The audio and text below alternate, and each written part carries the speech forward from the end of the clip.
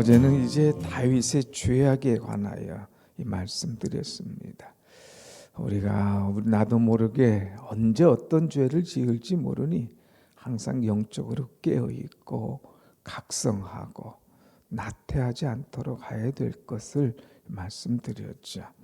자, 그런데 이 죄를 지은 이 다윗, 하나님께서 나단 선지자를 보내서 그 죄를 철저하게 드러나게 만드십니다. 모든 죄는 나밖에 모른다 생각할 수 있지만 하나님은 불꽃 같은 눈동자로 다 보시는 하나님이신 거예요. 아시는 하나님인 거예요. 심지어는 바다 끝에 가 있을지라도 하늘 끝에 올라가 있을지라도 그것을 다 찾아내시는 하나님이신 거예요. 그러니까 하나님께서 찾아내십니다. 나단 선지자를 보내지요. 그것이 바로 오늘 1절 말씀입니다. 여호와께서 나단을 다윗에게 보내시니 그랬어요. 하나님께서 나단을 보내서 그에게 쭉 상황을 또 회개를 일으키는 그런 모습을 보지요. 자, 전체적인 내용 아시지만 한 부자가 있고 가난한 자가 있습니다. 부자는 양과 소가 심이 많습니다.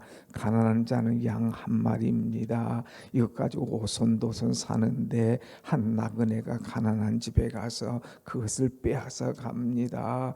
이런 얘기를 할 때에 다윗이 열이 나는 거예요. 막 화가 났다고 그랬어요. 5절 말씀 보면 그러면서 화를 내서 도대체 그런 놈이 있느냐, 그런 놈은 잡아 죽일지니라 하면서 그냥 그 사람은 마땅히 죽을지니라, 죽어야 될 놈이다.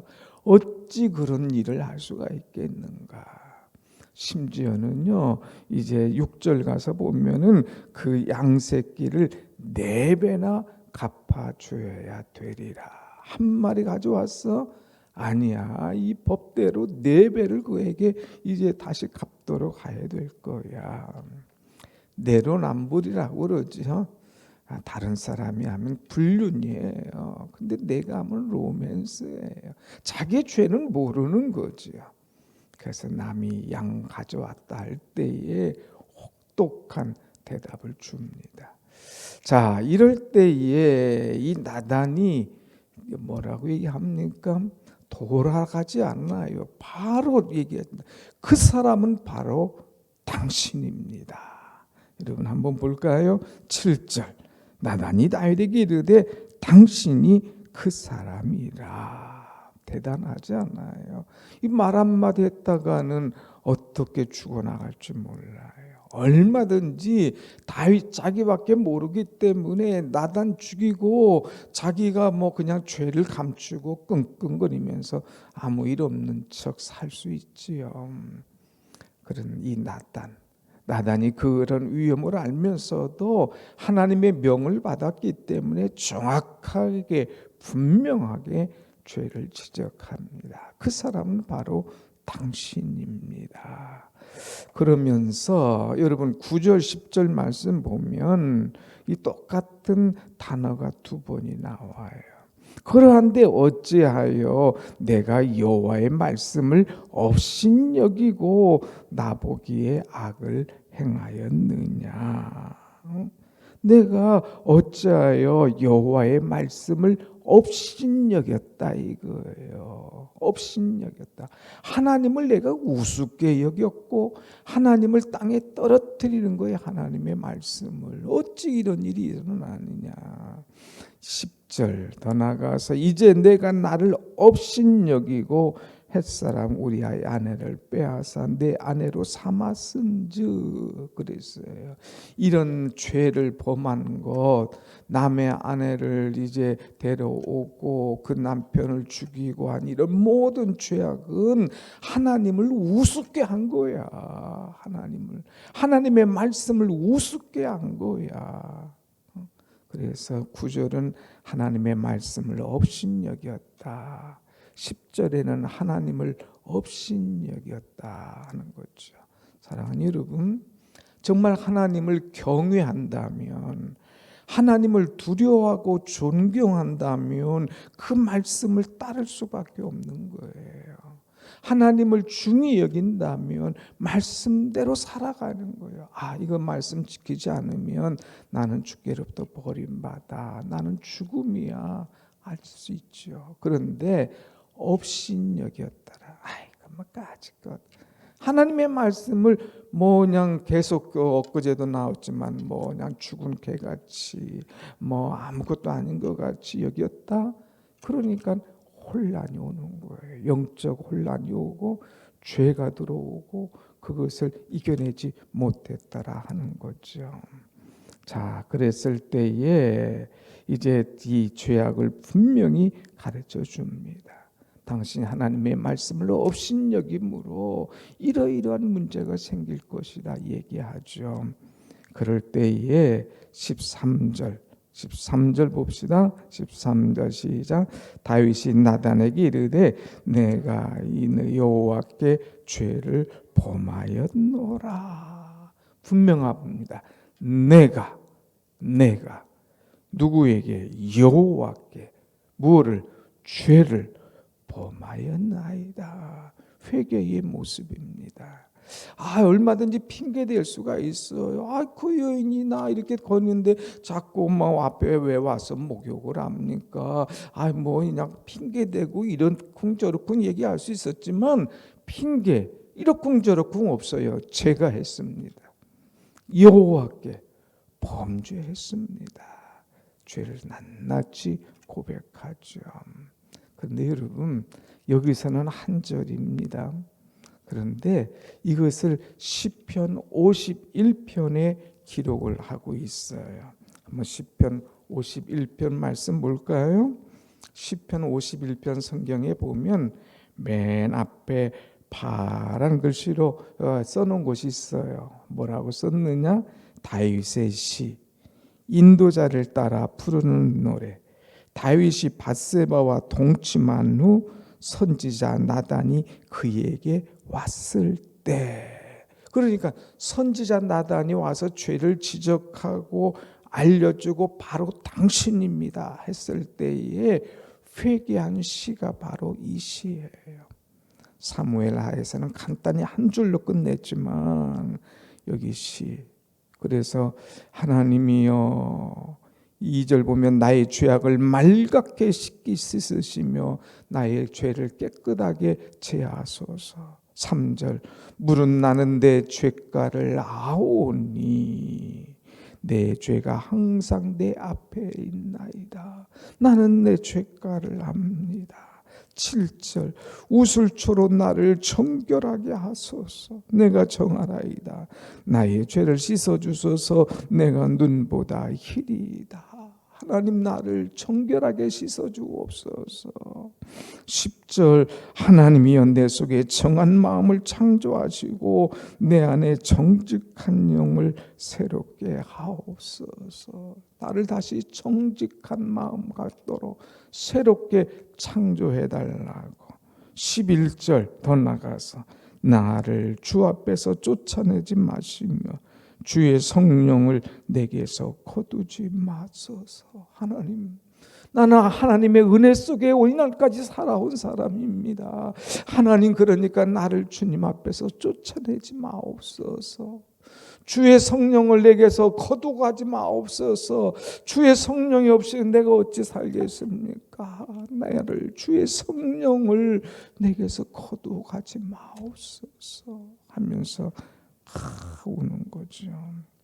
그러면서 나를 주 앞에서 쫓아내지 마옵소서. 주의 성령을 거두지 마옵소서. 12절 한 번 더 보면 주의 구원의 즐거움을 내게 회복시켜 주시고 자원하는 심령을 주사 나를 붙드소서. 주여 나를 회복시켜 주옵소서.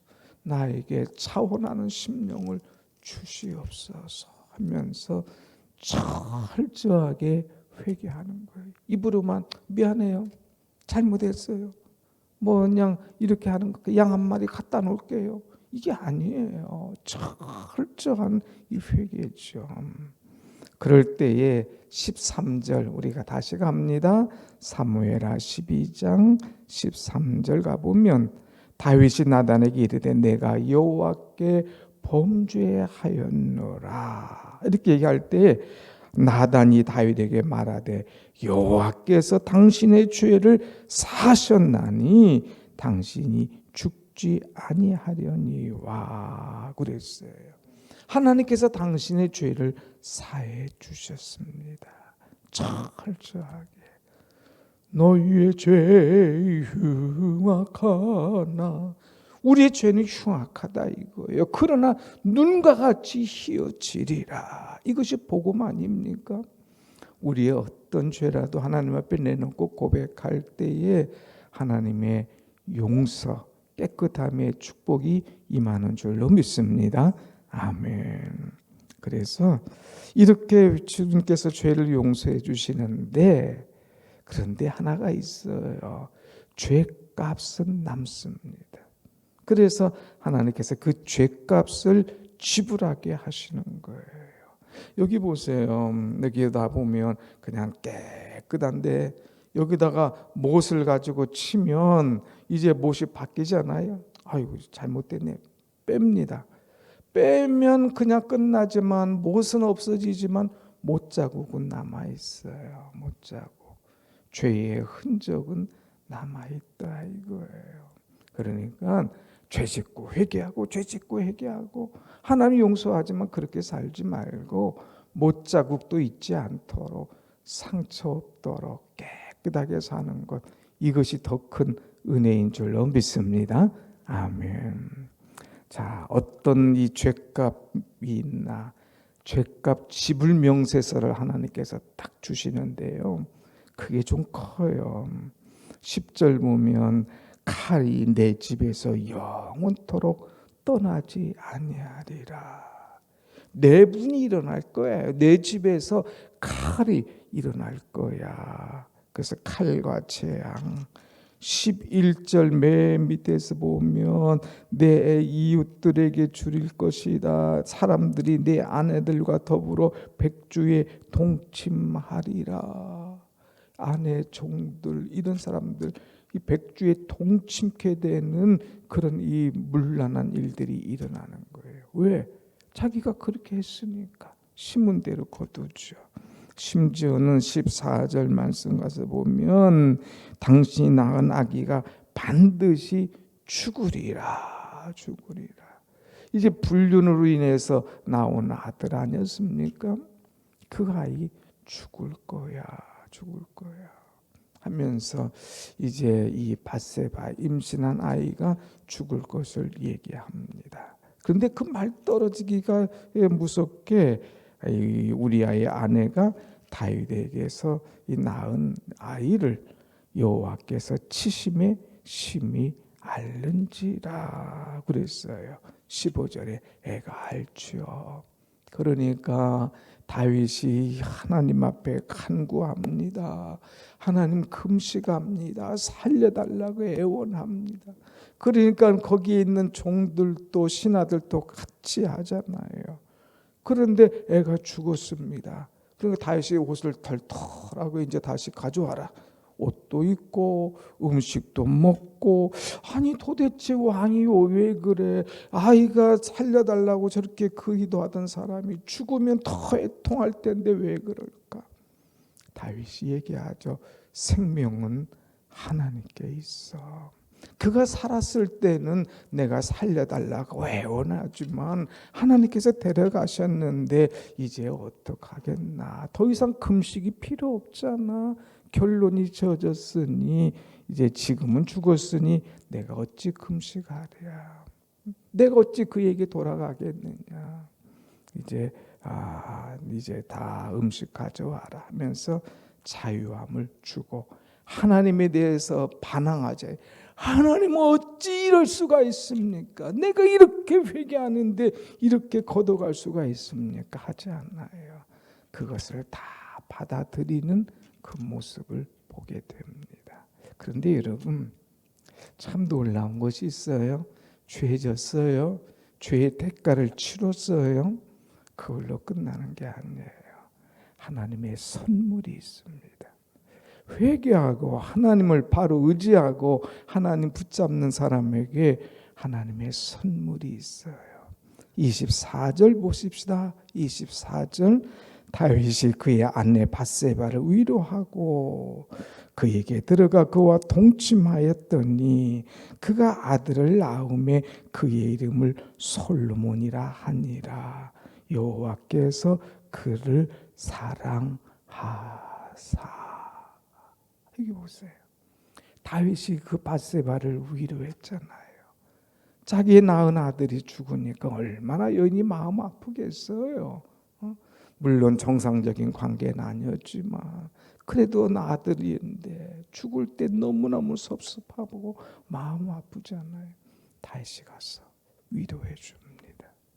그런데 하나님께서 그에게 또 은혜 주셔서 아들을 낳았는데 두 번째 낳은 아들이 누구냐? 솔로몬. 다윗의 후계자 아닙니까? 그런데 이 아들을 주신 하나님은 어떤 마음이냐? 하나님께서 그를 사랑하사 그랬어요. 죄를 범했다고 버리지 않았다는 거예요. 철저하게 회개하고 하나님 앞에 돌아왔을 때에 죄의 대가는 치르지만 하나님께서 사랑하시는 거예요. 거기만 사랑합니까? 25절 한 번 더 봅시다. 시작. 선지자 나단을 보내 그의 이름을 여디디아라 하시니 이는 여호와께서 사랑하셨기 때문이라. 아멘. 하나님께서 사랑하셨다. 그래서 나단 선지자를 보내서 그의 이름을 이제 여디디아라. 하나님께서 사랑하는 자라. 이렇게 이름을 지어주고 또 축복하는 그런 모습을 보게 됩니다. 다윗의 위대한 점이 뭐냐? 하나님 앞에 죄악을 다 철저하게 감추지 않고 내놨다 이거예요. 얼마든지 왕이기 때문에 뭉개버리고 나단 하나 죽이면 끝날 수 있었는데 철저한 고백. 두 번째는 하나님의 징계하심을 그대로 기꺼이 수용한 거예요. 내 죄가를 내가 아오니 그러면서 심지어는 아들이 죽는 것까지도 다 수용하며 받아들입니다. 그럴 때에 하나님께서 밧세바를 통해서 이 솔로몬을 다시 주시죠. 결론이 뭡니까? 하나님은 고난 중에서도 축복하시는 하나님이시다. 하나님 앞에 철저하게 우리의 죄를 내놓고 회개할 때에 하나님께서 다시 그것을 위로하시고 아픔을 거두어 가시고 사랑으로 은혜로 덮어주시고 축복하시는 하나님. 이 하나님이 여러분과 저의 하나님이신 줄로 믿습니다. 아멘. 중요한 것은 죄를 짓지 않도록 해야 돼요. 또 우리가 실수해서 넘어졌을 때 철저하게 회개해야 돼요. 또 주님의 이 징계매라도 그것을 기꺼이 입 다물고 수용할 줄 알아야 돼요. 그럴 때 하나님께서 부어주시는 은혜가 임한다고 하는 것. 이것이 바로 성화된 자의 길이라고 하는 거예요. 오늘 사랑하는 여러분, 우리 신앙인으로 어떻게 살아갈까? 철저히 하나님 붙잡고 다윗을 사랑하시는 하나님, 사랑하시는 하나님 두 번이나 표현하지 않습니까? 이 사랑과 은혜를 받으면서 살아가는 여러분의 신앙이 되시기를 간절히 축원합니다. 아멘. 기도하겠습니다.